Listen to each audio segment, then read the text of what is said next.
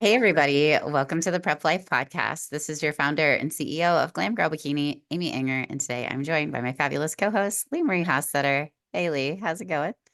Hi. It's so good to be back. Yeah.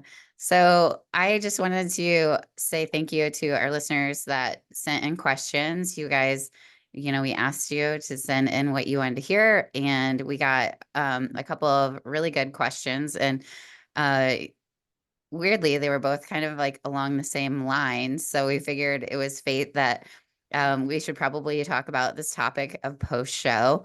It's very real to me right now. I am post show 3 weeks. And yeah, I appreciate these questions from our listeners, and I'll get into those in just a second. But I just wanted to recap because I had a first this weekend. I had never been to an NAMBF show. Have you been to one, Lee? No, no, and I was so disappointed that I couldn't come because I have some friends that have competed in the NENBF before, but I was actually at a strongman competition. So we were both in very different sporting competitions this weekend. Yeah, so let's talk about how they went. How'd the strongman go with your client? She took first. She did Yay.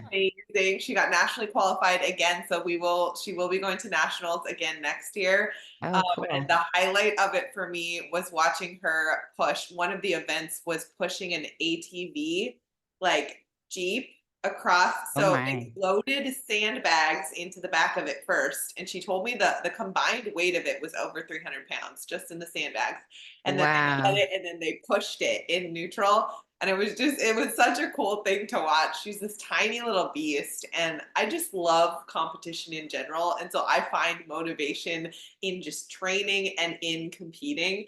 So I Yeah. think I'm just as motivated watching somebody compete in strongman as following your Instagram stories and watching your client in her show, which also seemed to go pretty good. Yeah, she did very well. It was her second competition ever, and she made a ton of improvements. It was crazy because NEMBF is very small, and I think it's like a big family around the Kansas City area because everyone recognized her from the previous show, which I adopted her after like she was only had 3 weeks to go, and unfortunately her coach kind of ghosted her, but that's neither here nor there. But everybody recognized her changes from the previous show that she had done, and so I was really proud of her. She got second in wellness open and second in wellness novice, and they had to have five to do a pro card. So like bikini had seven, so they gave out a pro card, but like in wellness there were only three, so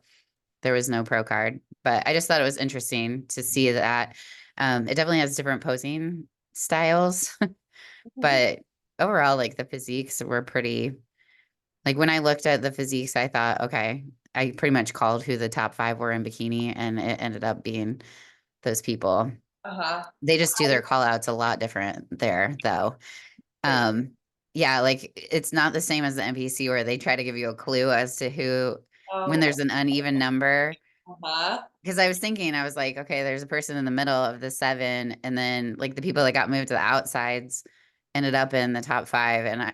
So at first I was like, whoa, this judging is way off. But then when I saw the awards, because they turn around right after like prejudging and basically just award everybody. Um, so there's no prejudging a night show. But yeah, it was just interesting to see a different federation. They wear their buttons a little bit different, like one on the hip and then one on the back, like a little bunny tail. And they do quarter turns. So it's very similar to WBFF in like the comparison round part of it.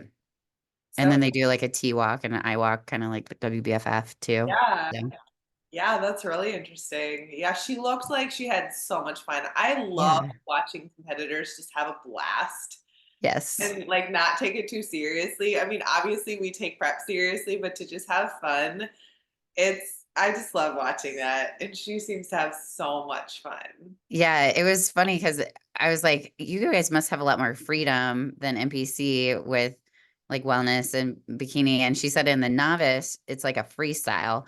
So she like did some women's physique things and like some bodybuilding poses, but I guess that's allowed in the novice because there's no rules. It's like a freestyle. So, but then like the open was very much quarter turns, Okay. wellness was exactly the same where you're quarter turning. but then in bikini, you also quarter turn. So it's basically like you have to have a front pose as your side poses, you Yeah. know? Okay, I remember I think it was one of the regional shows that I did. Um in the NPC, I think it was the Hmm. show that I did last year, the warm-up show.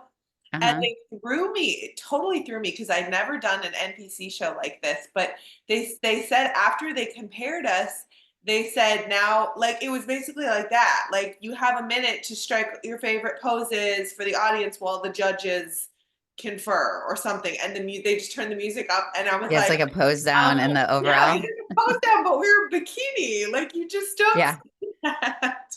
Yeah, you did that in probably your Oklahoma one. They I like think to it do was, that in the overall pose down. But yeah, yeah, that's every once in a while that happens in bikini. It's usually an open bodybuilding in the NPC, yeah, but yeah, every once right. in a while they throw it in when they're trying to figure out the overall winner. Like back double bicep. Let's go. Uh-huh. Yeah.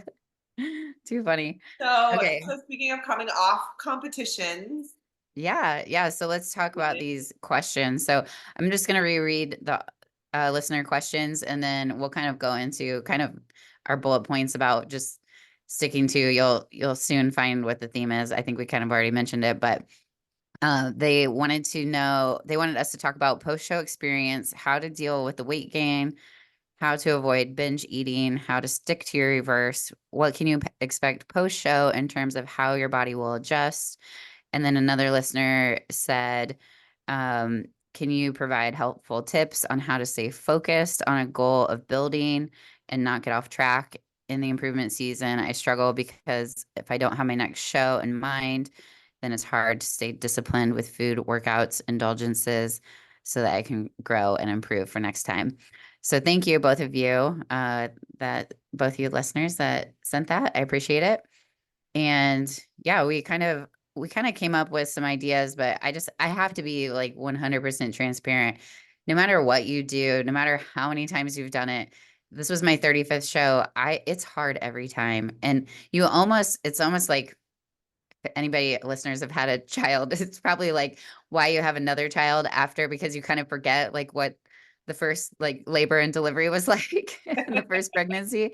adults forget Um, how hard a reverse diet is. Yeah, and so it's like you just get reminded because, if there's not an impending goal that's like right away, it's really hard to stay focused because your hormones are just working against you with, you don't have much body fat, so you're not making much leptin, your satiety hormone, and your ghrelin's really high. And I always tell competitors, it's going to take 6 to 8 weeks for you to even like really maybe even feel your hunger signals back to normal. And I mean, this has just been a good reminder to me too, because, this is why I walk the walk is just because I can empathize with people and understand like how hard it is post show in dealing with that. So, I think also a really good point with why it's so difficult. Something you said in your story is a couple weeks out from your NPC show. I mean, I guess both of your shows was that you were so laser focused that it was like you didn't even feel hunger anymore, and you felt great. mhm, You were admitting that your calories were at an extreme low that is not healthy for someone that's just trying to be fit. yeah, But for an extreme sport, but you are so laser focused, and your adrenaline is so high, you're so excited for the show that it's almost easy at that point, and it's almost easier to grind the lower it gets, the food gets, mhm, the higher the cardio gets. And to do the opposite, where you are gradually increasing food and gradually lowering cardio, but it's still insanely hard because it takes such a long time to get back up and get all your levels evened out. It's yes. almost harder because you don't have that show that you're focused on. Well, and two, like it is kind of rewarding to keep seeing the scale go down and for your inches to go down. And when they just constantly going up, even if you're following the plan on the reverse, like that's kind of the point is to put on a little bit of body fat, but just like at a slow enough rate that it's like it makes sense and that your hormones can get healthy, but you don't want to put it on too fast. And Right. then it just becomes difficult to manage. So we're going to try to go through some tips and just ways that you can really try to focus on, you know, not only restoring like your body's homeostasis, but also just avoiding that rapid fat gain, but allowing your body to get into a state where you can actually build muscle mass and kind of like get back to where you need to be. So I think the first one, plan ahead, just starting with a strategy and having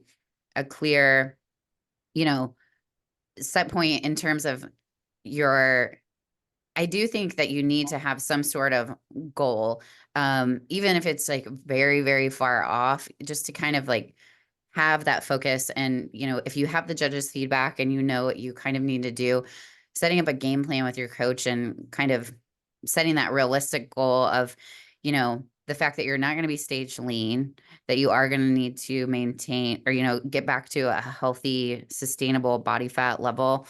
Um, to kind of get there. But also at the same time, trying to like set yourself up so you don't overeat in situations. And I think that planning your meals way in advance and making sure that you have voluminous like foods in mind and almost like just whole foods and kind of treat yourself like a baby, take it literally hour by hour, one day at a time, making sure that like you have all of those things planned out so that you're not like in a bind and you're just grabbing whatever. And when your cravings are so high and you don't have an impending goal to like say no to that craving or whatever, it's so easy to give into it.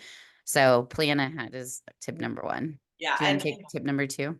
absolutely. And just on that too, and something that I've really appreciated about you as a coach, Amy, with with that plan, make sure that you are if you are a coach or if you have a coach that they're educating you on why they're doing that plan and that you have communication back and forth. If you are not following the plan, you need to let them know so that they can adjust it. And if you're just upset, I remember, I mean, I've done this is my third year competing and I got frustrated at a certain point because I felt like I should be eating more. And I remember just having this conversation with you and you kind of explained why and how long you were planning this reverse to go. And it was like, oh, okay, change your attitude, you're doing good. So have that specific plan, but also like make sure you're getting educated as to why the plan is in place, understand it, and then have that clear communication. I think is super important. And so your plan, a good reverse diet is going to be to increase calories gradually. And this is where it gets really tough. You do need to be eating more. You need to be increasing your daily calorie intake each week if possible, or increasing food one week, decreasing cardio one week, going back and forth, kind of however you do it. And then you still need to be doing those check-ins. You need to be monitoring how your body responds to that, how your metabolism responds as you increase that food. Maybe your metabolism is going to just really pick up. You might drop some more weight the week after the show. And so as long as you're following that and monitoring your progress, then your coach will be able to make adjustments as you go as well.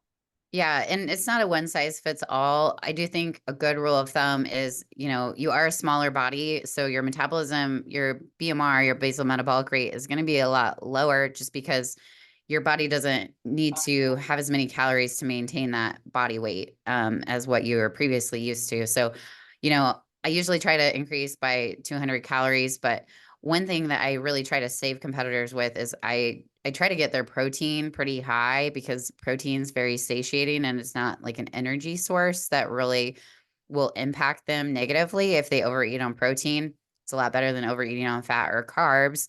So I think it helps them with satiety in that regard. And then also just very slowly increasing the carbs and the fats eventually so that, especially fats, because if you've gone low fat, that really down regulates your hormones and your hormones are produced by fat. And dietary fat is one of those items that can help restore your hormones faster. So you want to do that delicate dance and each person it's different. It may be like 100, 200 calories, you know, as your post show reverse. Like it's not going to be a ton. So maybe you were eating 1,200 calories, now you're eating 1,400. And that makes it really hard. I mean, that's still like a hard number. And I was just talking to a competitor that's actually in a lean out phase. And she was saying, she's like, it's so crazy. After my refeeds, I get way more hungry than I am like the rest of the week, the other 6 days of the week, I do fine. And then she's like, and then I have my refeed and I'm so hungry. And I think sometimes like just the extra food can really like stimulate appetite and things like that. I can So, attest, especially carbs. When I yeah. get a boatload of carbs and a refeed, I am starving. So I Yes. think that, I mean, you kind of touched on point three with prioritizing protein, but then Uh-huh. the next one I think is really huge with focusing on quality nutrition.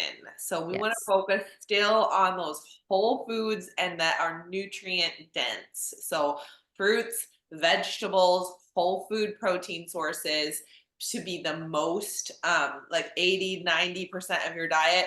I know it's really fun to get your protein shakes back in, your protein ice cream, your protein bars, your protein cookies, all those things that kind of taste like treats, but when your calories are so low, they're just not going to fill you up and they're not going to keep you full. Also, Yeah. you really want to be getting in those vitamins and minerals and the various Mhm. nutrients that you need when your calories are so limited. You really have to be wise on how you spend them so that you can get the Yes. most out of them, the most energy, the most fullness and satisfaction, and then like be fun with the way that you flavor them. Like I love flavoring them with different seasonings or hot sauces, 0 calorie flavors with, things like summer squash or like big salads or things that are very low calorie, high nutrient, and high volume, and then add flavor in fun ways. Yeah, I found so that was like one of my pitfalls post show is just I really had missed my legendary Pop Tarts, my no cow cookie dough, protein bars, my Ninja Creamy, and my like plain non-fat Greek yogurt, which all of these things are great. I mean, they're high in protein, very low in calorie, but they're just very they're processed at the end of the day. Like, I mean, they're made with like decent ingredients, but at the end of the day, like it's gonna leave you hungry because it's not like a big salad, like you were saying, where fiber will slow down digestion with all that bulk and Yeah. things like that. So that was one of the mistakes that I made is just having really dense food choices even if they were okay, like, it's just when you don't have a big budget and a reverse, especially in the beginning, it's like you're gonna be so hungry and you're not gonna be full at all, and you're used to eating, like, prior to that, like, leading up into the show, I'm eating, like, 99% turkey with zucchini and salads and things like that. So, yeah, just kind of be aware of that and then continue your training. I think a lot of people this isn't one that I struggle with, which I think everybody has their vices. Mine's nutrition. It always is. My training is very consistent, but I know a lot of people, that's one of their biggest struggles. Like food isn't their challenge and hitting their workouts is, and staying focused enough to get to the gym post show. So I do have a harder time, like just understanding like when people, because to me, exercise gives me an immediate reward of like endorphins and feeling better, and food does the same thing. It gives you that dopamine. So like both to me are rewarding. So that's why it's easy for me to still train, but it's not so easy for me to like hold back the reins on food. Whereas, that's something that some people struggle with, but you definitely have to have a plan in place with your coach to get cardio down because for one thing, you're just going to keep like catabolizing your muscle. Your muscle is going to break down if you're doing too much cardio. You're not going to be able to properly build with like a ton of movements and rigor and things like that. So it's important to give your adrenals a break and kind of pull back on some of those things. And hopefully your coach is smart that they'll have a plan in place for that as well. So that hopefully in your improvement season, you don't have to do as much cardio and you can more focus on the weight training aspects of it. Yeah, I definitely struggle the most with the cardio aspect of it, mostly just because after a show, I am so exhausted and it's Yes. really hard to motivate myself to keep cardio high, even though you do have to taper cardio down. You can't Right. automatically go from an hour of cardio a day, or I mean, I've done 90 minutes a day down to nothing, and so Yeah. gradually decreasing that is really tough. But if you can take that focus, like we talked about in the beginning, how exciting it is, and it gives you like a little high to see the scale go down, like each week in prep and see measurements go down. That's really Hmm. exciting. If you can change your mindset to focus on your lifts in the gym, Yeah. going slightly up each week, that Yeah. is a perfect way to still get that little high and that excitement with the goal of your improvement season. Yeah. Especially if you if you get an email from the judges or if they just talk to you in person, write it down that night, post that up somewhere. Whatever tips they told you, grow your glutes, grow muscle overall, bring your upper body up to match your lower body, whatever feedback you got, post that up and keep pushing in the gym. Use that as motivation in your off season to get that little high, because those little highs are really important to keep us motivated. And when you see the scale going up and that's no longer a high, seeing the weights in the gym go up is a perfect replacement for the improvement season. Definitely. Yeah. And I think just managing expectations, your emotions, understanding that you are going to be emotional post show. I think it's very natural because you've been working so hard for this goal. And it's, you know, hopefully you have like a plan in place that you know, that you've talked about like what things are going to happen after the show. But at the end of the day, like there's so much excitement and glamour and like it's kind of easy to post on Instagram and like because you feel really fit and like your abs are showing and you have all these show day photos and all this stuff and like you get kind of a lot of attention at the gym probably and by just random people on the streets or whatever. And so it makes it difficult like in your mind to just kind of like realize that that's not a sustainable look that we can walk around like that all the time and that we need to make sure we're healthy and um not kind of avoid like just avoid those comparisons and just because your current physique may not be like that stage look, it's really important to keep in mind like that you have a different goal right now and that's at the forefront of your mind and that you need to think about your long-term health and your performance in the gym.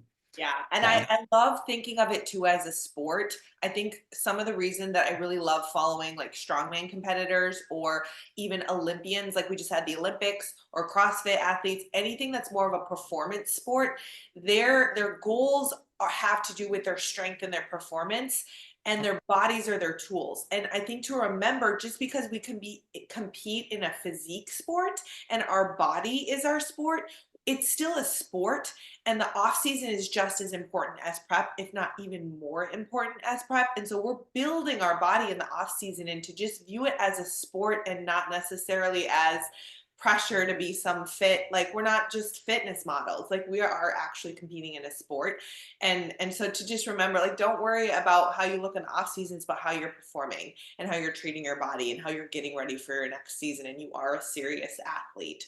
Just because you're yeah. competing in bikini and a little sparkly bikini doesn't mean you're not a serious athlete. So the next point we have is to be flexible and adjust the plan if you need to. So it's not a one size fits all approach for every athlete, but it's not even a one size fits all approach for every prep.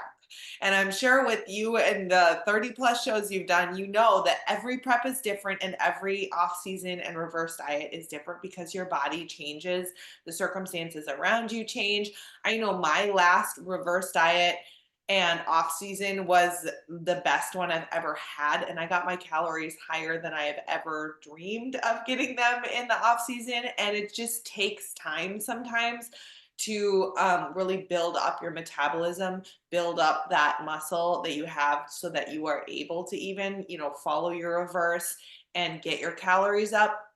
But if you are gaining fat too quickly, you might need to slow down on the calories. You might need to take a few weeks of just maintaining. If your metabolism is fired up and you just start dropping weight, you might need to increase. I mean, hopefully that happens to everyone. That's what we would all like. But just to be flexible with the plan and be able to trust your coach. Also, if the plan is not working for you, again, you've got to communicate with your coach. Yeah.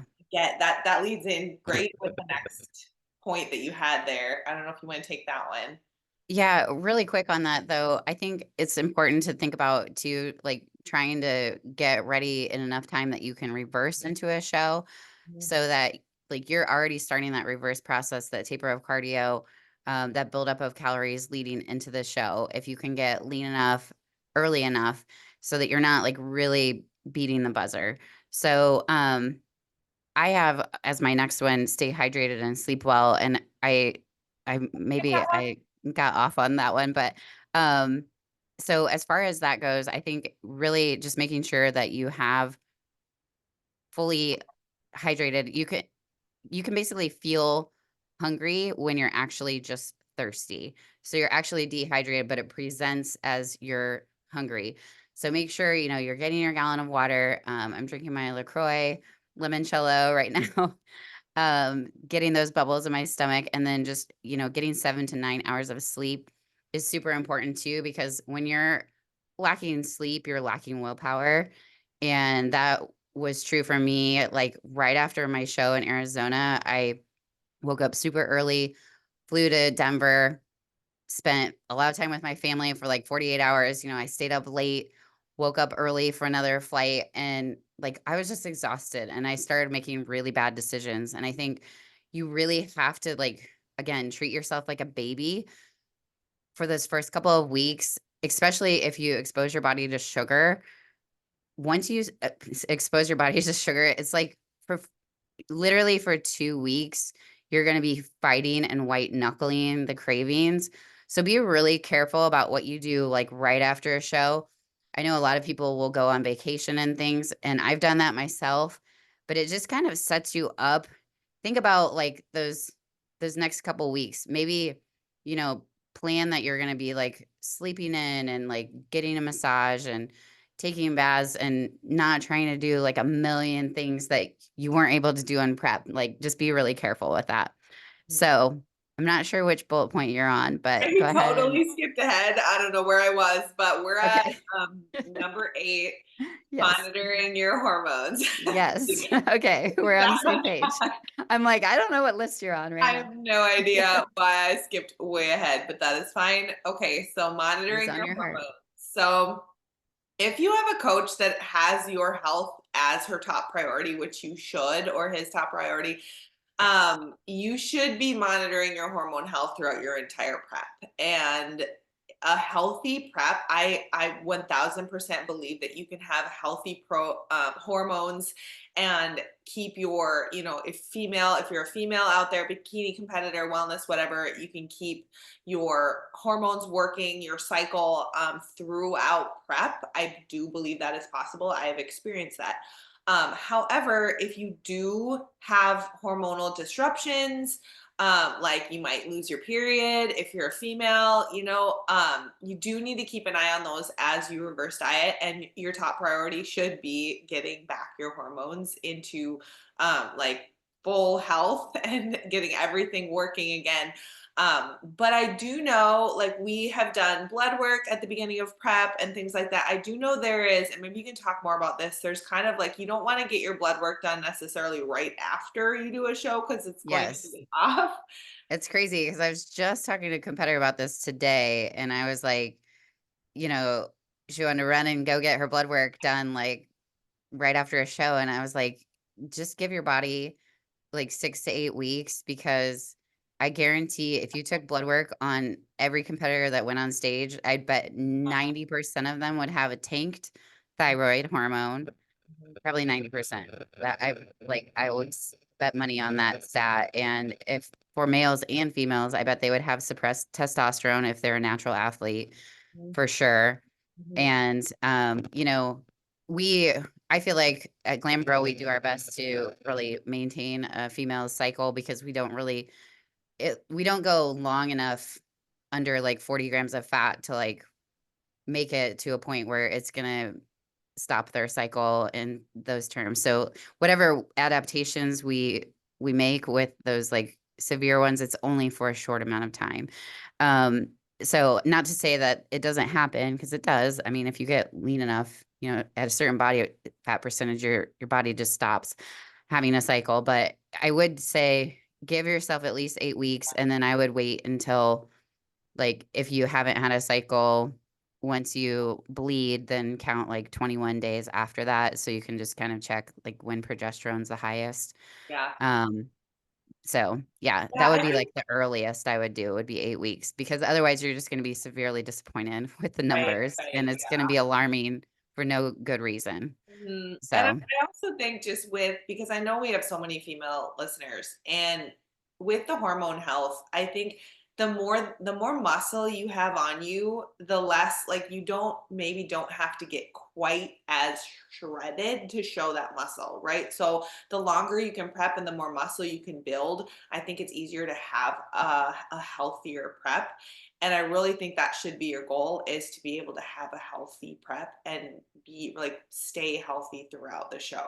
And if yeah. you don't, if you have a coach that's just going to tell you, oh no, you're automatically going to lose all that stuff, like, I think it's definitely possible to do this sport in a healthy way. It is an extreme Yeah. sport, but absolutely seek that. And I think it's pretty normal to like lose it maybe the last month or something like that, where you just get to the lowest part of body fat where, but then hopefully it comes right back if Absolutely. you haven't been under like an extreme amount of stress, which severe dieting and severe cardio will do that for sure. Okay, so seek support. It's really important. I think like you said, connect with your coach, talk to them, because you may be one of those people that is in need of a recovery diet.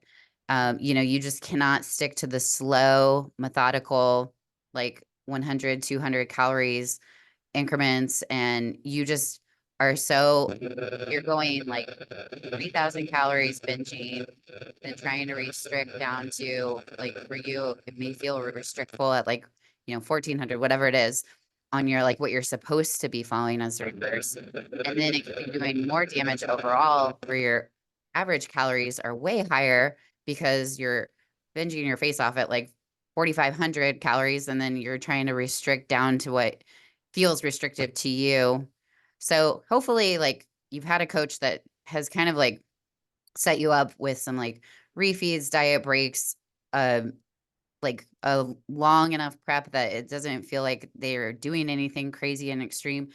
But if you still just feel mentally very like trapped and just this reverse is not working, so there's been a lot of times where I just have to give somebody a recovery diet because, giving them 1,900 calories every day is way better than them eating like 4,500 calories on a binge or maybe more, maybe 5,000, 6,000, and then trying to like go back down to 1,400 and like doing that up and down, like black and white, where I would just rather them have like that recovery diet, which they may put on body fat a little bit more rapidly, but it won't be as damaging as those Mhm. like rapid binge cycles. Can you just real quick break down your definition of a recovery diet, like percentages Sure. wise, and how you would calculate that?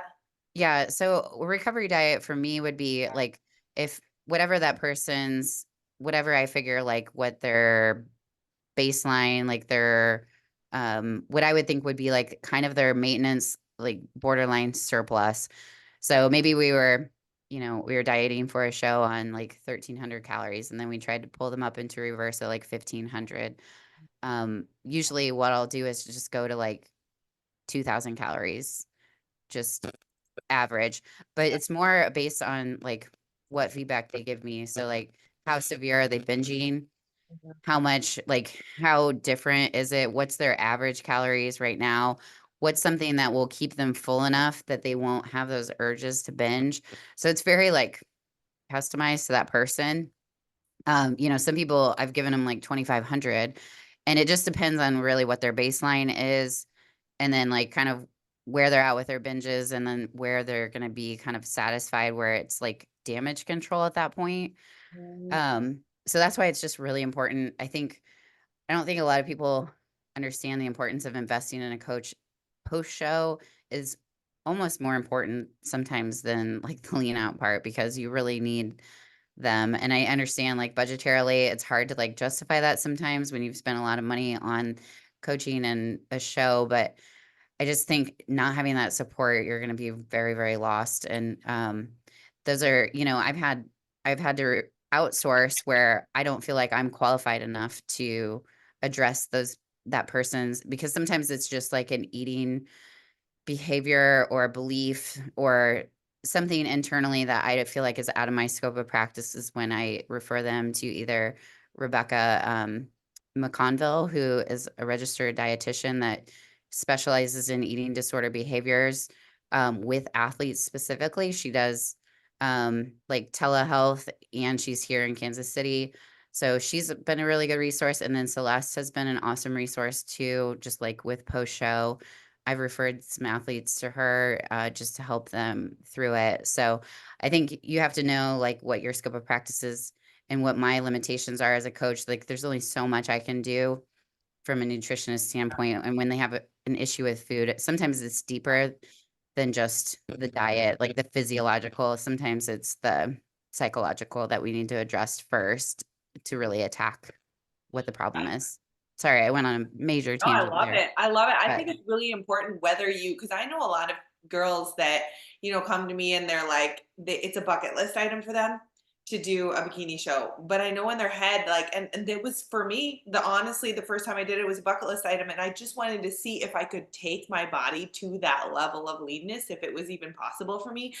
But if yeah, that is your thing, if it's a bucket list item for you, you definitely want to have a coach for 2, 3 months afterwards, because that is a very important time for you to balance out your metabolism so that you can continue your life with that fit lifestyle and you don't rebound. You definitely don't. But if you're an athlete that just wants to keep competing, absolutely you want to have a coach all year round. Like you yeah, definitely, that improvement season is so important. So for yeah, sure, invest in a coaching if you're serious about this sport, or if you're serious about just being fit and this is a bucket list item, invest in that coach. And so you kind of talked about it already, and I don't know if you have any more tips on it, but the last tip that we have is to be aware of your mental health. And I think sometimes, like this sport, I remember Holly Baxter said something about this that really made me think this sport does attract people that maybe have the tendency to have mental struggles around food, because hmm, usually they're trying to get really fit, they're trying to get really lean, and it does attract those people. So just to be sensitive and aware if that is a trigger for you, if you have any tendencies towards any sort of disordered eating or disordered thoughts around food or exercise, to just be very aware of that and have support and seek out support and communicate about it. But then also to understand as well that nutrition plays a huge role in your mental health. Your gut health is totally connected to your brain, and there are symptoms like depression, anxiety, worry, things like that that are affected by your hormones and by your gut health and by the nutrients you eat and things like that. And so having that awareness and having outside people like a coach or a therapist or a dietitian that you meet with to give you that outside feedback when all of your hormones are crazy and then you might be struggling with those things anyways, I think is really, really important.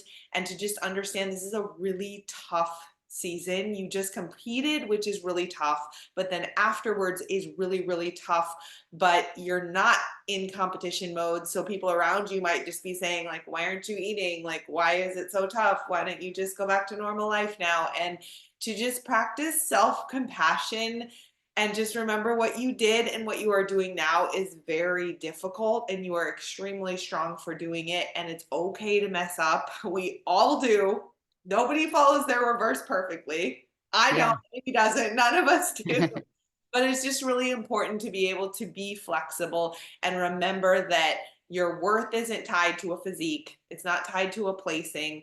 Our bodies are constantly changing. We work to improve them, but if you can change your mindset and find your worth in who you are as a person, in your work ethic, in your dedication, in the way that you love others, in the way that you love yourself, in faith, if you have faith, in relationships, reach out to people around you and things like that.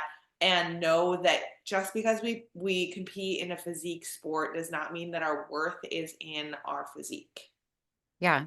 So just one more thing about the Holly Baxter thing, because I do think that she admittedly she did say that she needed to do like the work on the trauma part of her mental side, and that she was utilizing that competing isn't the problem essentially when it comes to like eating disorder behavior that can be like a vehicle that you use to perpetuate that, but really it's like the work with a professional that really needs to be addressed. So the last thing I wanted to talk about is mindful eating, because I think that this is probably the biggest key that's helped me through. And I know one of our listeners had asked about binge eating and how I get through that, because I am definitely like I have a past history of binge eating. And one of the books that helped me so much is called Intuitive Eating, and it's written by two dietitians. And intuitive eating has like a weird kind of like stereotype to it, that it's just basically like, oh, I'm just gonna like eat however much I want until I feel full and things like that. You really don't have those, like, you don't have that capacity post show to intuitively eat, because your hormones are giving you different signals than what you actually physiologically need for food. So I think the book's poorly labeled. I wish it was actually labeled mindful eating, because this book was a game changer for me. It really talks about like different ways and habits that you can approach your meals so that you can avoid binge eating by like making the meal an experience, sitting down with silverware, a plate, sharing, breaking bread with like family, not being distracted, like not eating with like a TV or something going on like that, where you have a tendency to like overeat, where you're not like bringing your brain to like, okay, I'm enjoying this meal with company. Like I'm cooking my food, I'm smelling my food, I'm chewing my food, I'm allowing my body to register that I'm digesting this. I'm taking 20 minutes. It takes 20 minutes for your stomach to even give you that signal that you're full. So just making it like some of the like mannerisms around food, just it's a really helpful book. And I I highly recommend it. Just if you are a person that's having trouble with overeating and binging, it can just give you some really helpful tips on how to like be more present with your food, if that makes sense. And I think that's like a big part of it.